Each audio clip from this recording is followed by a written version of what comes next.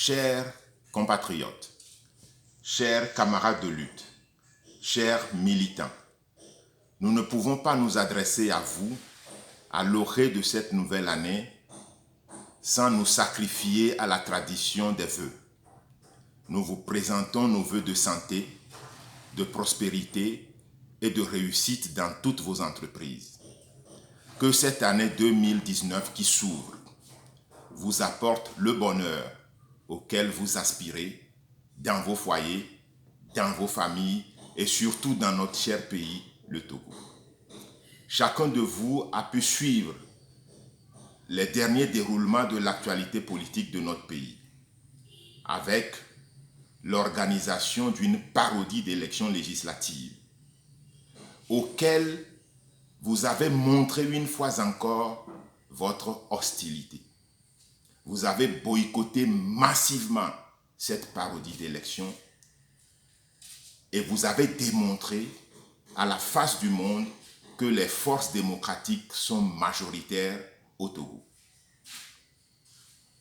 Néanmoins, nous ne pouvons pas tirer fierté de ce boycott massif pour crier victoire.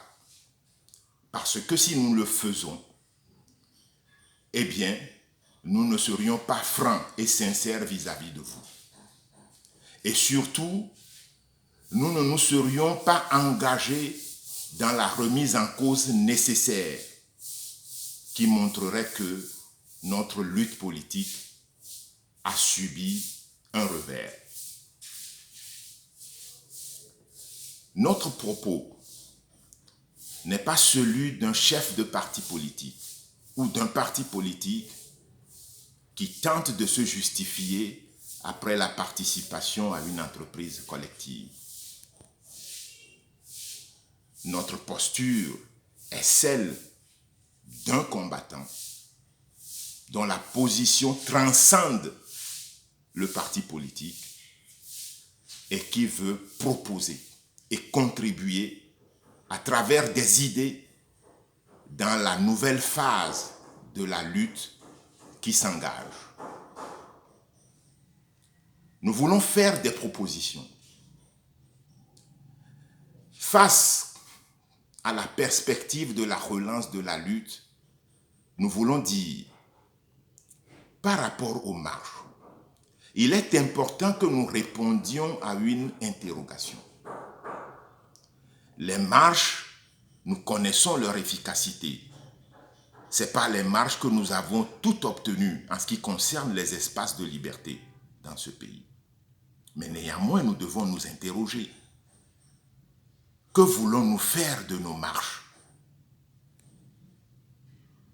La marche est un moyen. Si nous sommes d'accord que la marche est un moyen, alors nous devons adjoindre à la marche une option efficace. La marche à elle seule, faite d'un point A à un point B,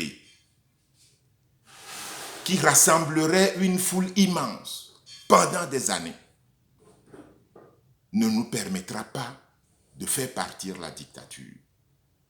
Alors, dans la nouvelle phase de la lutte qui s'annonce, nous devons répondre à la question: nous faisons des marches, pourquoi faire? À quoi est destinée nos marches? Nous voulons proposer également des idées dans ce que tout le monde appelle aujourd'hui le mouvement citoyen. Pour nous, le mouvement citoyen ne peut pas être une structure unique qui rassemble à la fois la C14, les organisations de la société civile et des acteurs indépendants.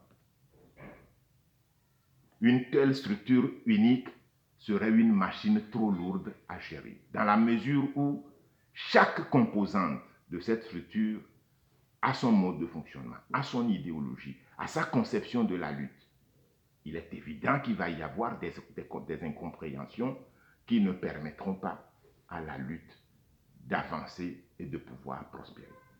Alors, dans notre entendement, le mouvement citoyen, c'est une dynamique d'ensemble de plusieurs organisations politiques, organisations de la société civile et acteurs politiques indépendants, qui travaillent sur le terrain de façon indépendante et qui se donnent des passerelles et qui organisent périodiquement une concertation qui leur permet de se donner des informations pour pouvoir agir en symbiose. Mais le mouvement citoyen ne saurait être une structure unique. L'autre proposition que nous voulons vous faire, c'est par rapport à notre lutte elle-même. Parce que toute lutte politique doit intégrer des principes. L'honnêteté, l'intégrité, le travail, la rigueur, etc. Mais au Togo, notre lutte ne s'accommode pas beaucoup de ces principes-là. Or, toute lutte politique a un côté spirituel, et lorsque vous voulez que la providence agisse pour vous, vous devez vous approprier ces principes-là. Notre régime qui nous régente depuis plusieurs décennies a de grandes capacités de corruption. Il dispose des moyens de l'État à sa guise. Et lorsque vient la période des grandes convulsions, eh bien le régime utilise ces moyens pour retourner les opposants, recueillir des opposants des informations, édulcorer leurs positions et leurs revendications. Il est important, d'Erechef, que notre lutte intègre ces principes-là, surtout le principe d'intégrité. Quand on lutte, on doit être intègre. On ne doit pas accepter des cadeaux de l'adversaire, et même si ces cadeaux viennent de personnes interposées. Nous savons que le régime a organisé le pays pour appauvrir tous ceux qui s'opposent à lui, de manière à les empêcher d'avoir les moyens de leur lutte. Néanmoins, ceux qui sont engagés à lutter contre le régime doivent avoir des principes. Par ailleurs, nous tenons à dire que dans la nouvelle phase de la lutte qui s'annonce, eh bien, les forces politiques doivent investir le terrain. Les marches populaires doivent être accompagnées de travail de terrain. Et ce travail de terrain consiste à donner une éducation citoyenne aux populations. Apprendre aux populations la lutte non violente. Leur apprendre à résister, à être braves et courageux. Bref, il faut à travers l'éducation, la sensibilisation, que nous permettions à notre population d'être aguerris et d'être prêts pour les rassemblements décisifs. Cela veut dire qu'il faut dire aux populations ce que ça veut dire prendre ses responsabilités. Parce que sur les dernières périodes, beaucoup d'acteurs disent, lorsqu'ils ont l'occasion d'aller sur les médias, prenez vos responsabilités, les populations. Il est temps de donner un contenu à cette phrase, prenez vos responsabilités. Qu'est-ce que ça veut dire? Il faut l'expliquer aux populations.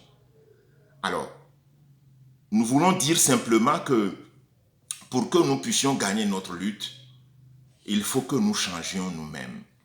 Si nous portons les mêmes tares que nos adversaires, eh bien, nous ne parviendrons jamais à réaliser l'alternance. Il faut que nous montrions que nous portons des valeurs, que nous sommes différents et que nous pouvons gérer le pays dans l'intérêt des populations, contrairement à la façon dont ils le gèrent depuis plus de 50 ans. Nous pensons humblement, sans vouloir donner des leçons, que si nous observons toutes ces choses, eh bien nous réussirons à gagner notre lutte. Je vous remercie, chers compatriotes.